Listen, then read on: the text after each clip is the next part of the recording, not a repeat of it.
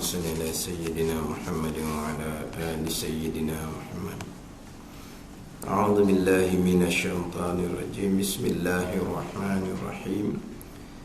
الحمد لله رب العالمين، والصلاة والسلام على سيد المرسلين وعلى آله وصحبه أجمعين. رب اشرح لي صدري ويسر لي أمري واحلل عقدة من لساني يفقهوا قولي. سبحانك لا علم لنا إلا ما علمتنا إنك أنت العليم الحكيم. ولا حول ولا قوة إلا بالله العلي العظيم. Kita mula di muka surat 2 tu lah. Muka surat 2. Ada tak ditulis muka surat 2? Tak ada dah. Sebelah tu muka surat 3. Hak haji hak lama je.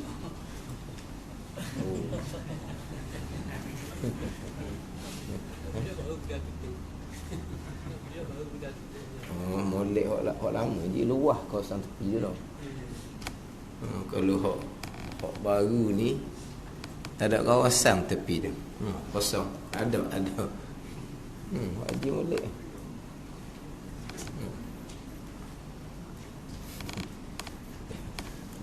Kalau salah cetakan dia tengok haji tahu.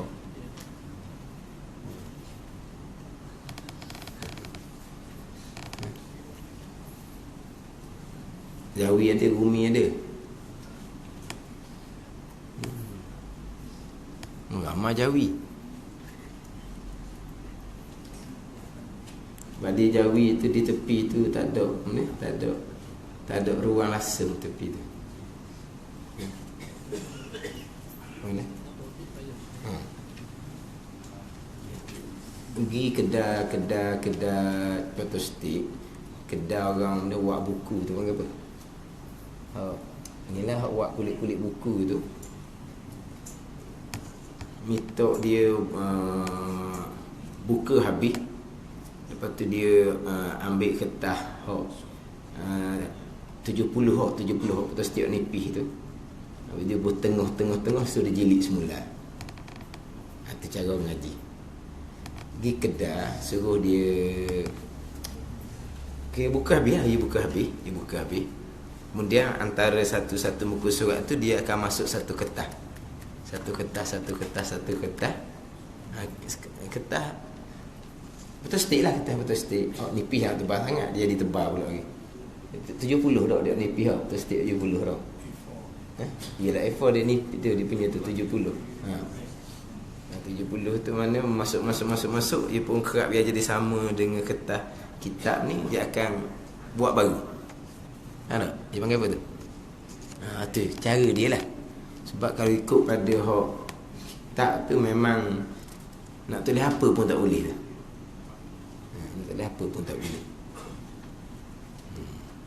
Dulu masa saya ngaji dulu, kadang-kadang tulis di kertas lain. Kertas lain kadang-kadang kita stapler lah. Tapi tak apa molek jadinya. Kadang-kadang kita tulis di kertas lain, kita tak stapler. Terbang kertas tu hara kita. Sebab kita nak catat di kitab tak ada ruang, jadi kita ambil satu kertas buku tu lah, buku duduk sekolah tu, kita ambil sela-sela, kita pun tulis di kertas tu, kita simpan dalam kitab. Oleh kerana kertas tu dok kacik di kitab, sampai masa hilang. Hilang tu kau dalam kitab ada buat tandaan, mana ada tempat catatan di luar, kertas tu tak ada. Tapi kalau setakat nak catat tulis tarikh tak apalah. Kalau setakat nak catat tulis tarikh tak ada masalah, ada ruang tu. Kalau macam haji tu ada ruang. Ada ruang tu. Jadi kita mula muka surat 2. Bismillahirrahmanirrahim.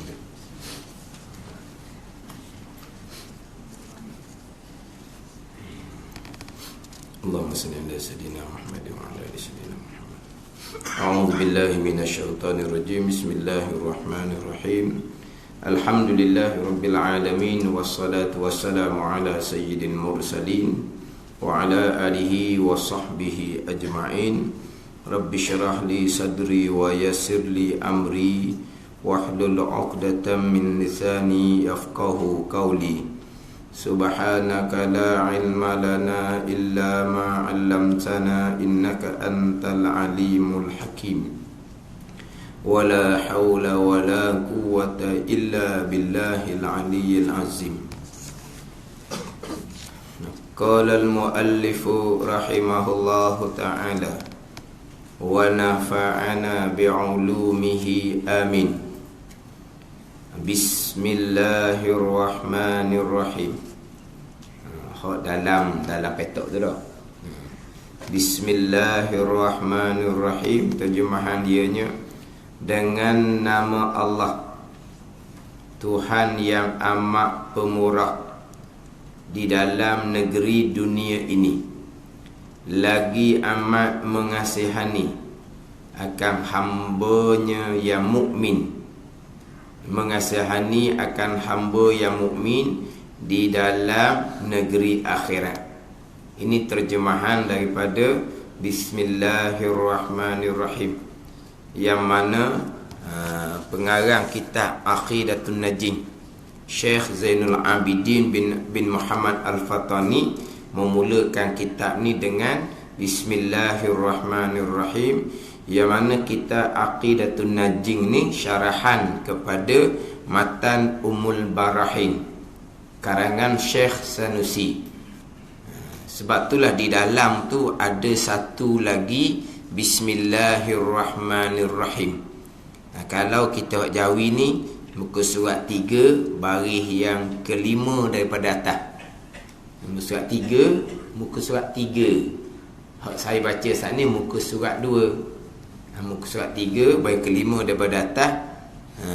Kata Syekh Sanusi, Bismillahirrahmanirrahim.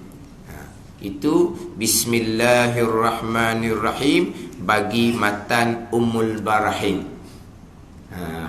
Kita baca mula-mula ni Bismillahirrahmanirrahim bagi kitab Aqidatun Najin.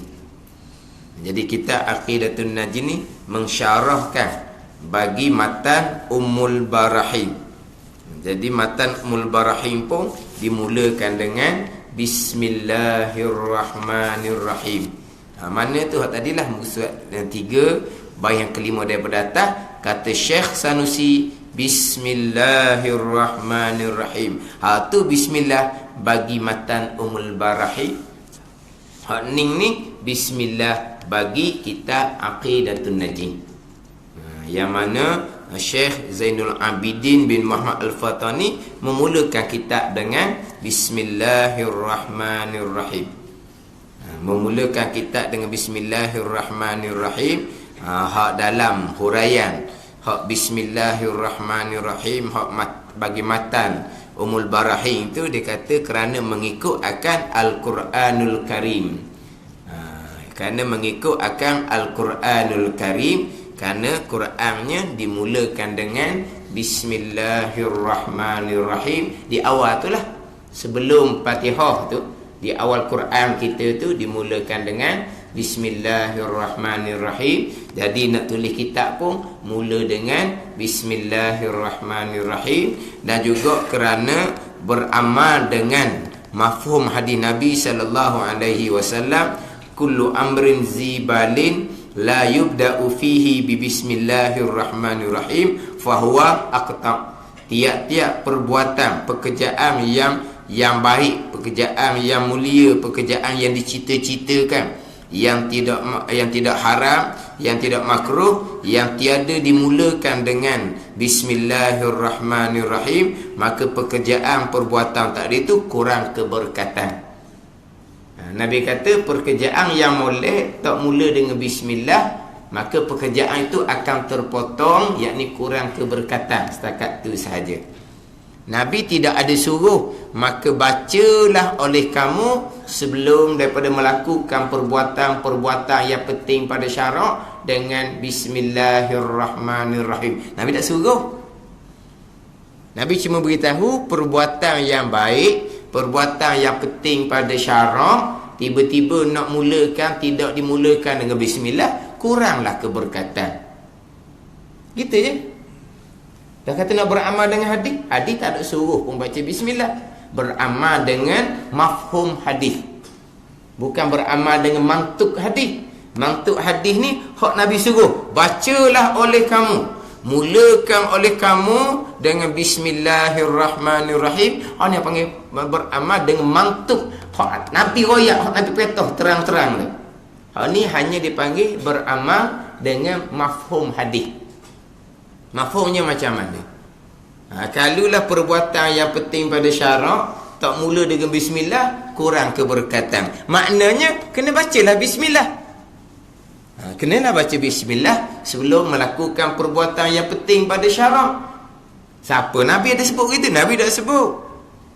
Tapi panggil apa? Mafhum dia. Mafhum dia nya perbuatan yang baik mulakan dengan bismillahirrahmanirrahim. Itu dipanggil beramal dengan mafhum hadis. Jadi tiap-tiap kitab samalah, dia akan mulakan dengan bismillahirrahmanirrahim. Kalaulah kita jumpalah satu kitab, kita buka kitab tu tidak ada pun bismillahirrahmanirrahim, digi pada pembicaraan lalu dah tak ada pun bismillahirrahmanirrahim. Macam mana kitab ni pelik. Kita kena tanggung pengarang membaca bismillahirrahmanirrahim sebelum memulakan tulisan, tetapi tidak mencatatkan. Mana sebelum dia mengarang bismillahirrahmanirrahim, tapi dia terus pergi pada isi karangan. Dia tak tulis bismillah di situ, tapi dia tetap baca bismillah sebelum daripada dia memulakan karangan. Kena tanggung kot tu. Sebab benda yang baik, karang kita benda baik hak harian pun kita mulakan dengan bismillahirrahmanirrahim. Ni sama telah pula nak mengarang kitab agama, takkan siapa ke pakai tulis je tanpa dimulakan dengan bismillahirrahmanirrahim. Maknanya kalau jumpa satu kitab, satu risalah contohnya, risalah dibagi tu risalah baik-baik, cerita bab hukum hakam. Terkadang ada jugalah risalah-risalah kecil-kecil je. Ni pembicaraan satu-satu perkara sahajalah. Kadang-kadang panjang dia, dimulakan dengan bismillah, alhamdulillah, kemudian selawat dan salam, panjang, amma ba'du, panjang separuh dah. Di pembicaraan hak perkara tu pendek je. Tapi kadang-kadang kita jumpa satu risalah tak ada, terus pergi kepada apa masalah, persoalannya apa, kekeliruannya apa, dia pun terus pergi kepada menghuraikan permasalahan. Tak ada pun bismillah di situ, tak ada pun alhamdulillah di situ, tak ada pun selawat dan salam di tulisan tu. Di risalah yang kecil tu kita kena bubuh, yang menulis tu mesti baca bismillah, mesti dia mulakan dengan alhamdulillah, selawat dulu sepatah sebelum dia memulakan untuk menulis satu-satu perkara tu. Kena bubuh kat tu. Tapi kenapa tidak ada ditulis di situ? Kalau tulis tak ada lah. Ada setengah tu panjang dia dengan bismillah, dengan alhamdulillah, dengan selawat dan salam tu, barulah pergi kepada permasalahan yang ada tu. Faham tak? Kan sekarang kan cepat sekarang ni, kalau ada masalah je keluar. Keluar. Apa ni? Cepat. Baguslah. Bagus. Timbul masalah pekoh cepat je. Tapi kalau timbul masalah pegangan, senyap je. Dia gitu. Kalau timbul masalah pekoh cepat. Kalau timbul masalah pegangan, tak ada bunyi apa satu, senyap je. Hidup main hak pekoh je lah. Ikut isu semasa lah. Ikut isu semasa. Ya, hari tu duduk sibuk mesin pasu. Dan ni duduk sibuk kepala orang pula, rambut orang. Dia memang kita jadi isu semasa tak tu Kita tak tahu isu kepala orang. Kepala orang tu lah, gunting rambut atas kepala orang tu. Timbul isu tu panjang, itu baguslah. Tapi kalau timbul bab pegangan, tak ada punya apa, satu senyap je. Tapi kita tengok dia punya ni risalah tu, terkadang ada bismillah, terkadang tidak ada bismillah. Walaupun tidak tulis bismillah, tapi mestilah orang yang nak menulis perkara agama ni memulakan dengan bismillahirrahmanirrahim. Tiap-tiap perbuatan yang penting pada syarak yang tidak dimulakan dengan bismillahirrahmanirrahim, maka perbuatan tu kurang keberkatan. Keberkatan ni orang panggil apa? Benda orang panggil? Sekarang orang panggil apa? Ni istilah ni. Benda yang kita tak boleh nak. Ialah benda keberkatan ni, kalau kita ni akan diguna pakar. Yang mana orang banyak mengajar, orang banyak belajar, dan orang mudah ambil faham. Kita ni mana berpanjang sampai bila, itu tanda keberkatan. Jadi perkara keberkatan ni benda yang dipanggil apa ni? Cakapan awak sekarang. Perkara nak tunjuk suti-suti tu tak boleh lah. Panggil apa? Ni?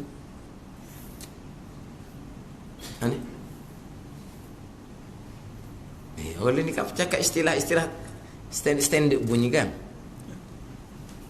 Dia panggil apa? Siapa tak ingat tu. Mana benda tu tak boleh lah. Mana berkat? Berkat mana? Mana berkat? Berkat mana? Nak tengok betul mana butir berkat. Ni benda maknawi, bukan benda yang boleh tunjuk tu. Apa panggil siapa sekarang?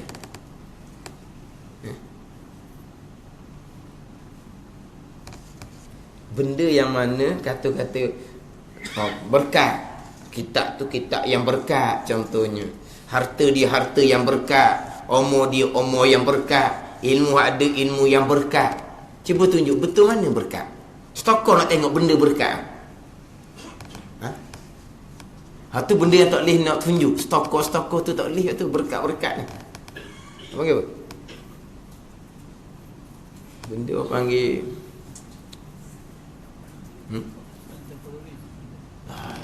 lain tu.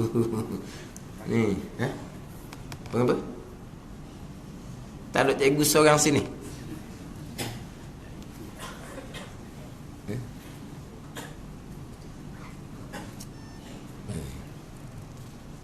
Payah kita budak reti ni. Dah belajar sekolah, budak reti. Tapi biasa dengar lah orang ceramah dia tu perkataan tu. Jadi berkat-berkat contoh kita Aqidatun Najin.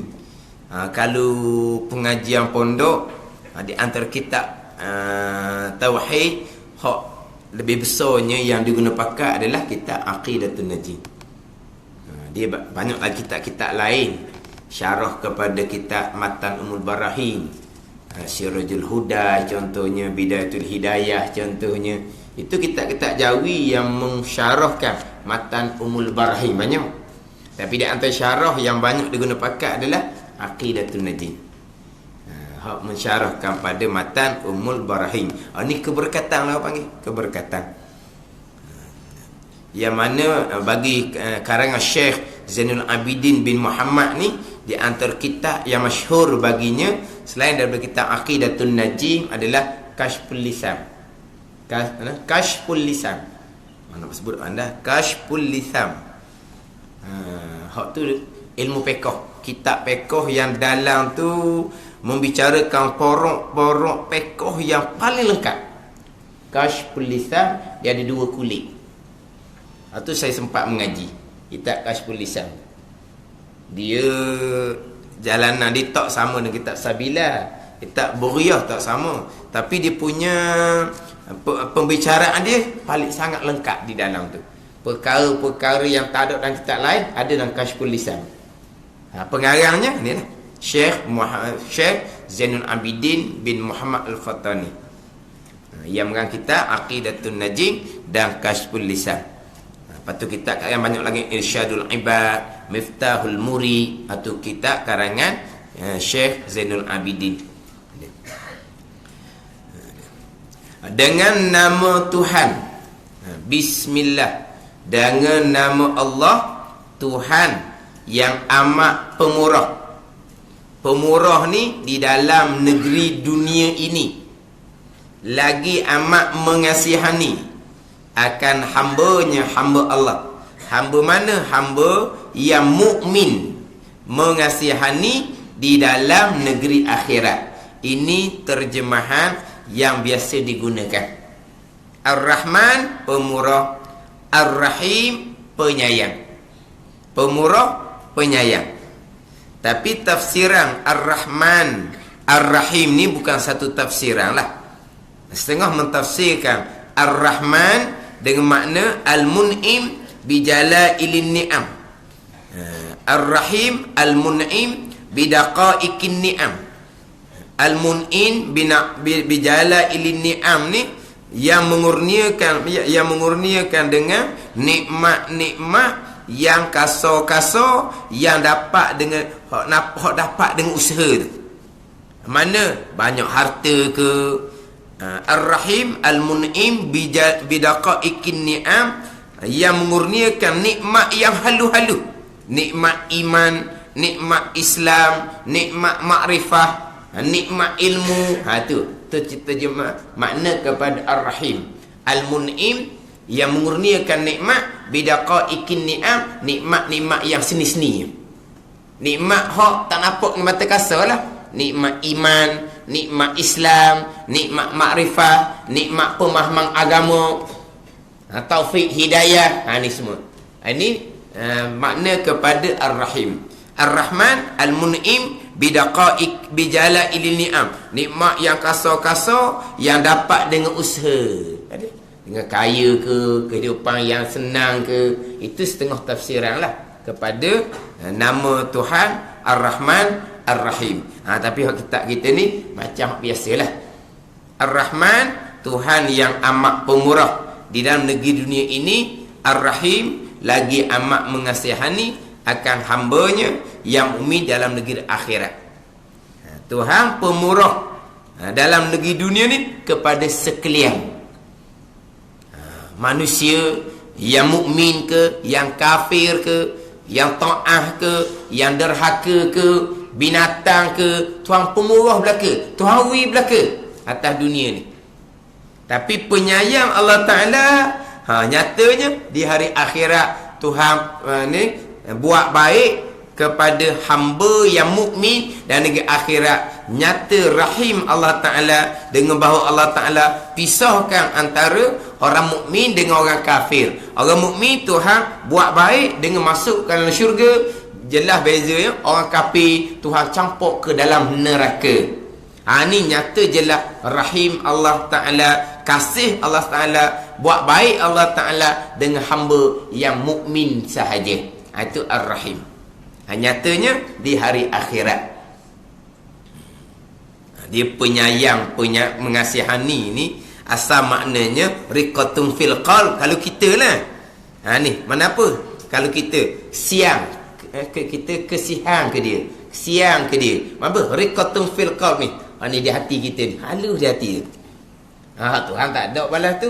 Dan apa makna Tuhan mengasihani? Dengan makna Tuhan buat baik di hari akhirat dengan bahawa Tuhan masukkan hamba yang mukmin ke dalam syurga. Tuhan pisahkan antara hamba yang mukmin dengan hamba yang kafir. Hak kafir Tuhan masukkan ke dalam neraka.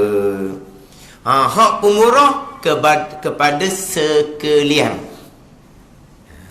Kepada sekalian, sama ada mukmin ke, kafir ke, manusia ke, binatang ke, atas dunia ni.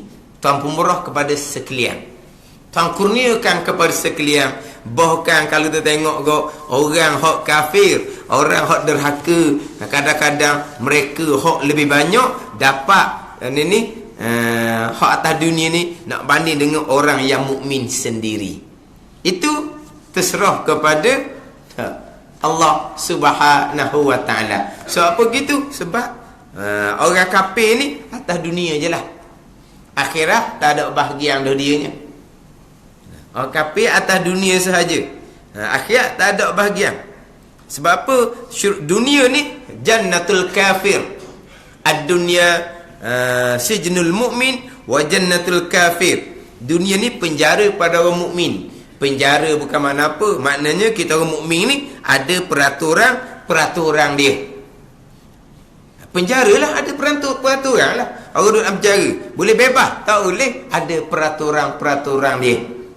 Wa jannatul kafir, syurga bagi orang kafir. Kafir syurga macam mana? Hak jenis apa ke dana, hak jenis miskin, syurga lah tu. Di hari akhirat dalam api neraka. Atas dunia walaupun papa ke dana pun tak ada syurga dah tu. Nak banding dengan akhiratnya neraka. Jadi walaupun atas dunia kita nampak orang kafir tu susah sekalipun, syurga dah. Sama telah pula kalau kita umum tu orang kafir lah, bagai-bagai hak Tuhan kurniakan. Tuhan kurnia tu dengan sifat Rahman Allah Subhanahu wa taala, dengan sifat pemurah Allah Subhanahu wa taala. Allah kurniakan bagai-bagai.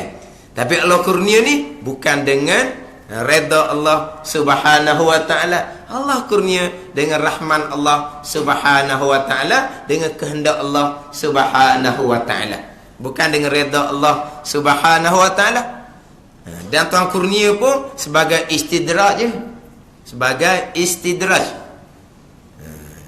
Istidraj ni Tuhan beri. Akhirnya Tuhan pun tarik sedikit demi sedikit. Sanas tadrijuhum min haitsu la ya'lamun. Tuhan akan ambil sedikit demi sedikit. Tuhan akan tarik sedikit demi sedikit dalam keadaan mereka tidak menyedari. Tapi Tuhan beri bagai-bagai. Tuhan beri bagai-bagai. Banyak Tuhan beri. Tapi kadang-kadang hak boleh banyak-banyak tu lah, tiba-tiba bunuh diri. Pelik juga. Hak kafir-kafir tu bunuh diri. Tu bukan kata hak miskin, hak apa tu. Kadang-kadang segala benda ada di dia. Tiba-tibanya bunuh diri. Apa bunuh diri? Tuhan tarik tu. Tuhan tarik kehidupan dia. Tuhan tarik. Walaupun dapat harta tu banyak, tapi Tuhan tarik dalam kehidupan dia tu. Sebab itulah sama ada seseorang tu duduk di bawah redha Allah ke tidak, bukan tengok kepada apa yang Tuhan susung atas dunia. Bukan tengok pada Tuhan beri dia banyak, Tuhan redha ke dia, bukan. Tuhan beri banyak, itu kehendak Tuhan. Itu rahman Tuhan, pemurah Tuhan. Bukan berarti Tuhan beri banyak tu Tuhan redha, bukan. Tuhan kadang-kadang Tuhan beri sampai masa Tuhan pun tarik. Apa masa Tuhan tarik, mana? Mati, terus masuk neraka. Hak dalam ayat falamma nasu mazukiru fatahna alaihim abwaba kulli syai hatta iza farihu bima utu khiznahum baghtatan fa izahum mublisun. Apabila lupa mereka akan apa yang diperingatkan pada mereka, Tuhan buka kepada mereka ni dengan pintu segala-gala perkara. Macam-macam Tuhan beri.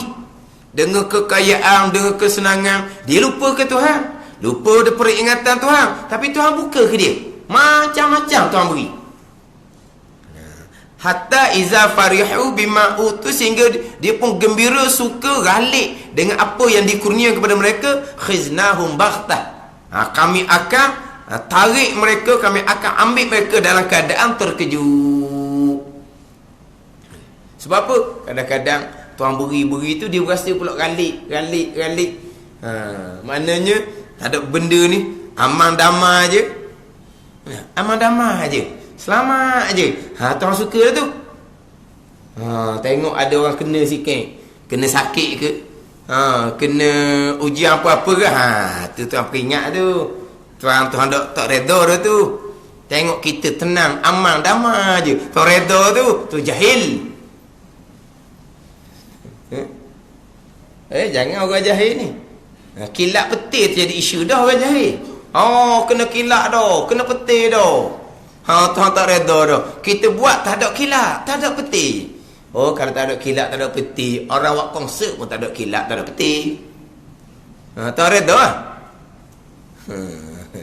Ni mungkin Tuhan beri peringatan. Ada perkara-perkara yang silap, Tuhan nak bagi peringatan. Kepada orang yang sebenar, silap, Tuhan akan bagi peringatan. Tapi bagi orang yang tak sebenar, Tuhan akan beri macam-macam. Tuhan beri dalam keadaan Nah, aman damai je. Tak ada kena apa-apa. Lepas tu dia pun berasa, tak ada kena apa-apa pun. Mana kalau kata buat program kau, malam, langit terang, tak ada apa-apa pun. Tuhan redha, dia kata. Ada orang jahil. Sebab apa? Tuhan kurnia dengan rahman Allah Subhanahu wa taala, pemurah Allah Subhanahu wa taala, bukan dengan redha Allah Subhanahu wa taala.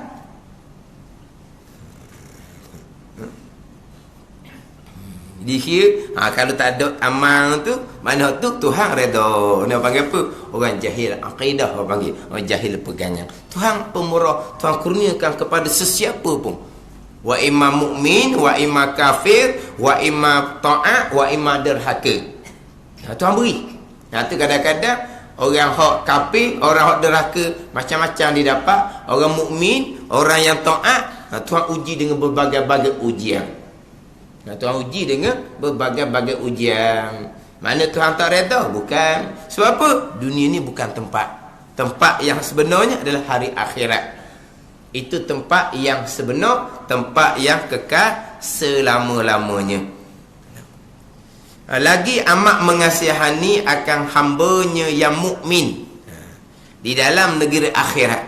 Bila sebut bab akhirat, pergi kepada hamba yang mukmin. Sebab perkiraan akhirat adalah iman. Perkiraan akhirat adalah iman. Bukan kata Islam tidak ambil kira, tapi Islamnya dia ambil kira jikalau ada iman. Mana perkiraan hari akhirat adalah iman. Mukmin. Orang yang mukmin akan dikasihani oleh Allah Subhanahu wa taala dengan bahawa dimasukkan ke dalam syurga. Sama ada syurga tu syurga ma'as sabiqin, bersama dengan hak masuk syurga awal-awal tu, ataupun syurganya kemudian sebab dosanya banyak, tetap Tuhan mengasihani dengan akhir sekalinya Tuhan akan masukkan juga ke dalam syurga. Tapi kiranya kira di iman.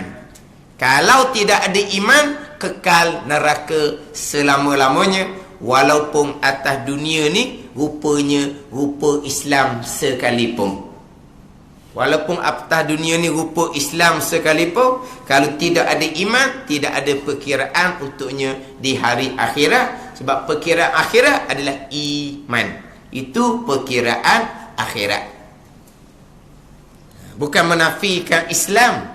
Sebab Islam, ihsan itu pun sebahagian daripada agama syariat Allah Subhanahu wa taala. Tapi Islam dan ihsan akan bernilai di hari akhirat jikalau ada iman.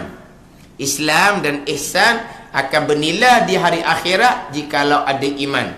Kalau Islam ihsan tidak ada iman, maka hanya bernilai atas dunia sahaja. Tiada nilai di hari akhirat. Atas dunia, orang Islam adalah guna dia, selamat dia. Dia orang Islam, tak boleh kosek dia, tak boleh ganggu diri dia, tak boleh ganggu harta benda dia, sebab dia orang Islam. Dan kita kena berhubung, buat baik dengan dia sebagaimana orang Islam ramai-ramai. Itu guna Islam atas dunia. Ada ihsan pula dianya, dia buat taat pula dianya, dapat manfaat atas dunia. Sebab apa? Dihormati oleh orang, dikasihi oleh orang, dimuliakan oleh orang. Sebab dia orang yang baik, orang yang taat, orang yang muhsinin, orang yang ada ihsan, orang yang buat taat kepada Allah Subhanahu wa taala zahirnya. Tapi kalau iman tak ada, hanya setakat tu sahaja, setakat atas dunia. Islam ihsan tanpa iman hanya berguna atas dunia sahaja, tidak ada guna sedikit pun pada hari akhirat. Sebab perkiraan akhirat ada pergi kepada perkiraan iman.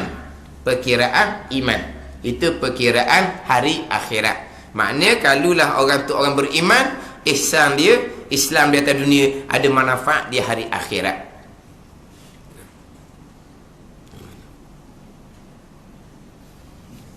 Ni kalau cerita bab iman, ada orang kata takut ni bahaya tak bahaya. Dia dengar pengajaran bab iman, bab akidah, bahaya sekali dengar. Bahaya kata dia. Apa bahaya? Bahayalah. Dah kalau berpegang dengan akidah yang kufur, akidah yang terpesong sampai ke peringkat kufur, kekal neraka selama-lamanya. Tak ada dah. Tak ada rahim Allah Subhanahu Wa Taala di hari akhir. Tak ada. Kekal neraka selama-lamanya, walaupun semayang, puasa, Islam, ihsan atau dunia itu ada sekalipun. Kalau imannya tak ada, berpegang akidah yang kufur, kekal neraka selama-lamanya. Sebagaimana orang yang sembah berhala, sama sahaja. Sama sahaja dengan orang yang sembah berhala, kekal neraka selama-lamanya. Walaupun atas dunia dihukumkan sebagai orang Islam, sebab dilahirkan di kalangan mak ayahnya Islam, maka automatik dihukumkan sebagai orang Islam, dapat pedah atas dunia sebagai orang Islam. Tapi akhiratnya tidak ada. Akhirat kira kepada iman. Segala-gala perkara di akhirat kira kepada iman.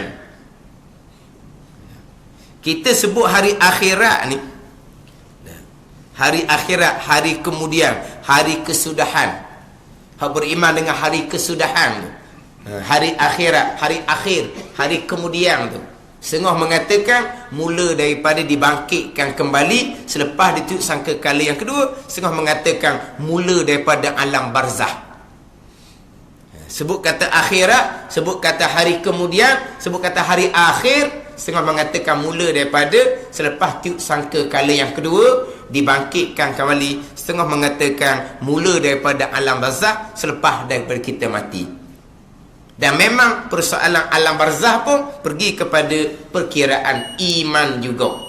Di alam barzah pun kira kepada iman juga. Alam barzah tu kira kepada iman. Dan pertanyaan yang pertama adalah pertanyaan berkaitan dengan iman. Man Rabbuk? Siapa Tuhan kamu?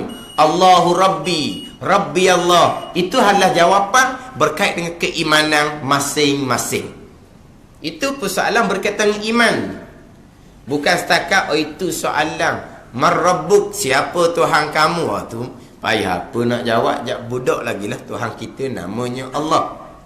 Itu atas dunia. Jawab dengan kepetahan. Di alam barzah jawab dengan iman. Nak jawab Allahu Rabbi ni, orang yang makrifah, orang yang mengenal Allah Subhanahu Wa Taala. Bukan hanya jawab gitu, bukan. Jawab gitu semua orang boleh jawab. Itu panggil pertanyaan berkaitan dengan iman. Kalau dalam ayat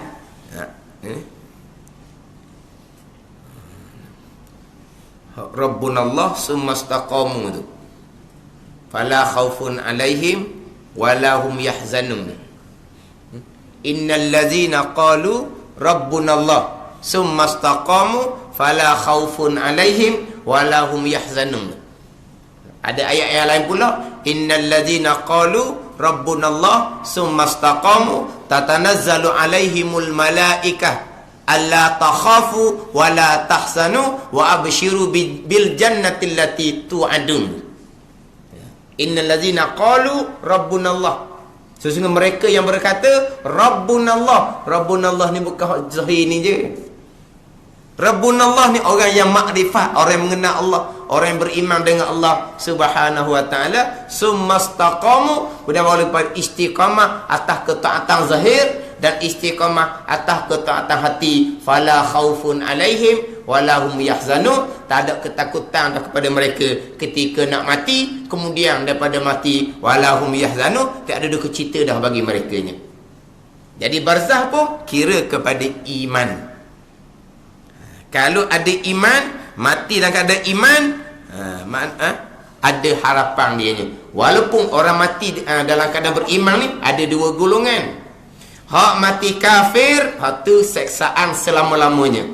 Mula dari barzah sampai ke neraka, seksaan selama-lamanya orang mati kafir. Orang mati kafir ni bukan semua berhala saja. Termasuk orang yang rupa Islam tapi akidahnya kufur dengan Allah Subhanahu Wa Taala. Ini pun orang mati kafir. Hak ni seksaan selama-lamanya mula daripada alam barzah. Kemudian orang yang beriman hak mati ni ada dua peseng pula. Ada beriman yang taat dan ada beriman yang asi, yang derhaka.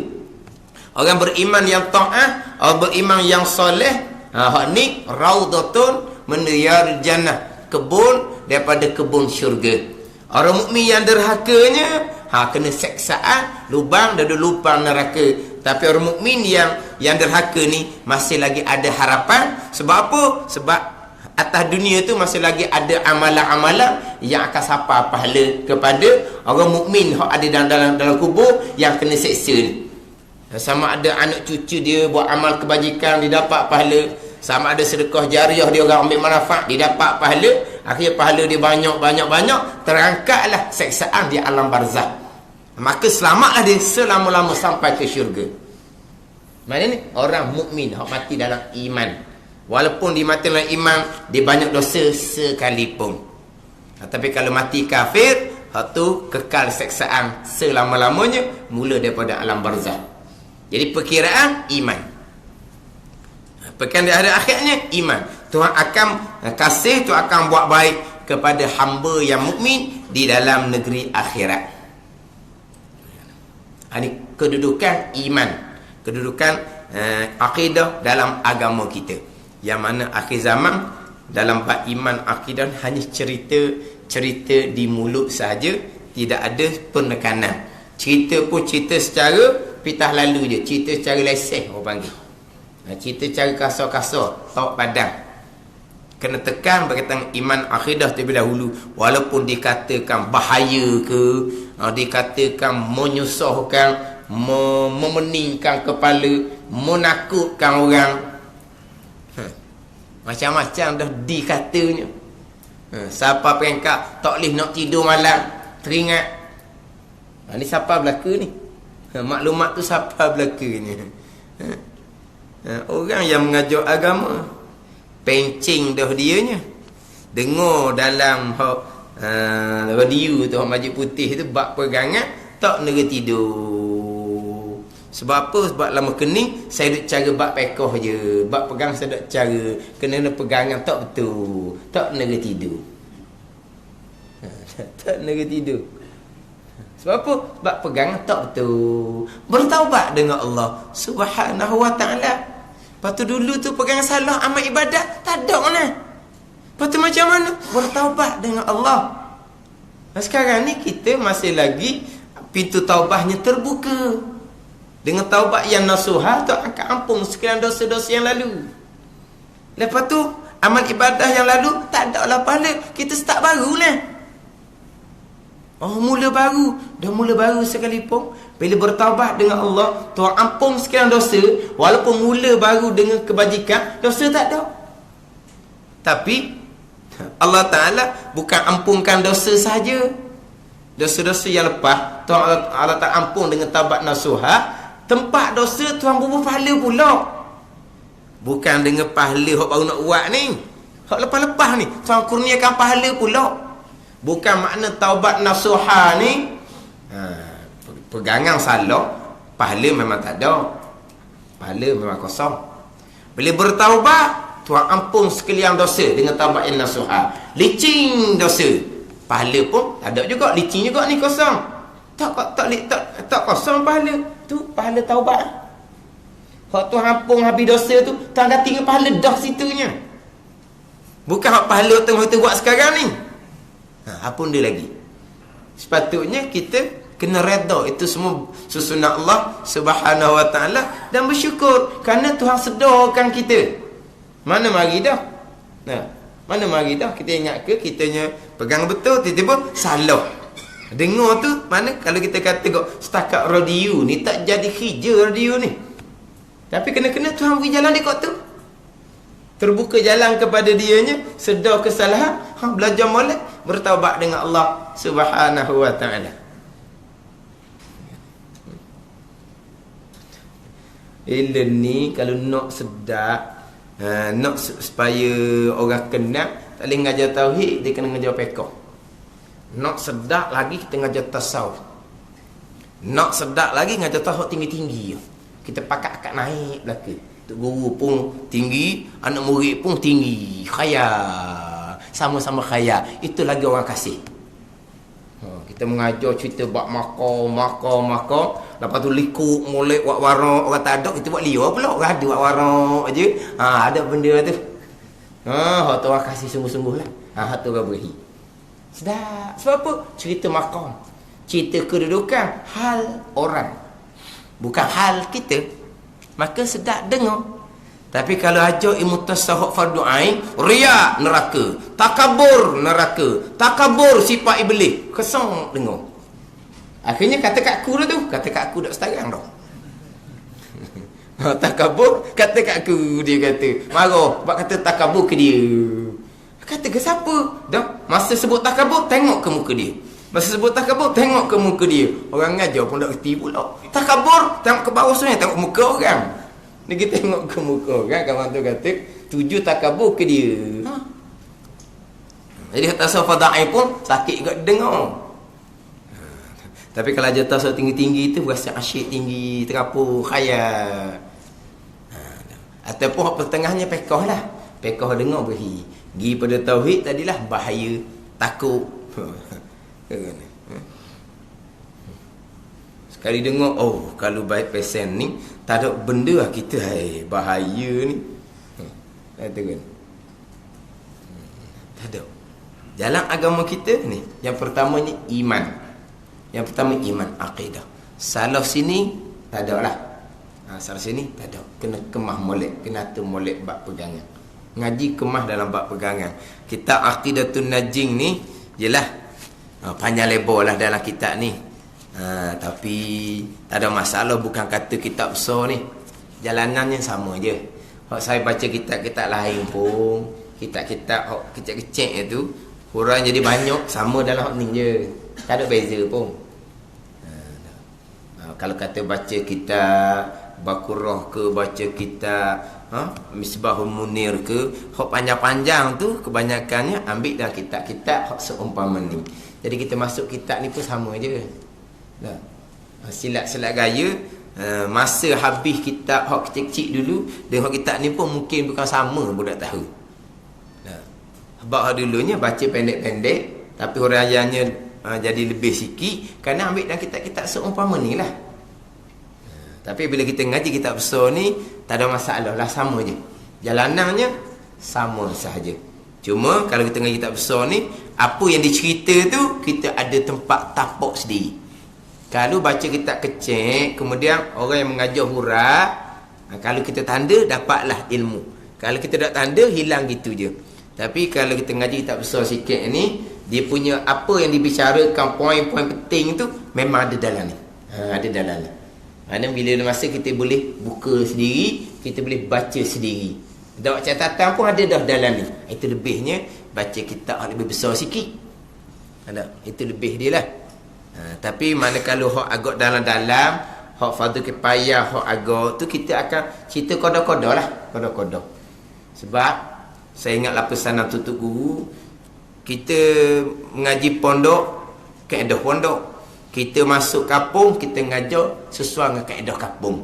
Yang kita masuk kampung, kita ngajar macam kaedah pondok. Orang dengar nganga je. Tapi betul lah, kalau kita ngaji pondok, kaedah pondok ni dihurainya panjang lebar lah. Kalau kita masuk kampung, kita main dengan kaedah kampung, hak tu gua ajar maka ni kita dok hurai kepada orang mengaji, ilmu tu lama-lama kita pun akan jadi malak juga, tak nafikan tu.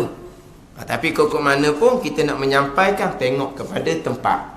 Kalau kita nyapa kat kampung, kita ikut kaedah kampung. Sebab kadang-kadang nyapa kampung ikut kaedah macam dalam pondok. Orang pergi dengar tu kan senyap je, kadang-kadang kita bawa pergi, tak mau pergi dah lepas dia tu. Kita pergi sekali tambah. Sebab apa? Tak dang nanti dia. Tak dang lah. Sebab kita ngaji pasal kampung ni kodoh-kodoh untuk pegangan le je. Kalau pergi ngaji kaedah tinggi tu, kena ngaji beradang lah. Kena ngaji beradang. Kita ni peringkat ayolah ngaji kaedah kampung je lah. Jadi walaupun kitab ni besar, tapi makna ada dalam ni poin-poin tu, kita buat catatan sendiri.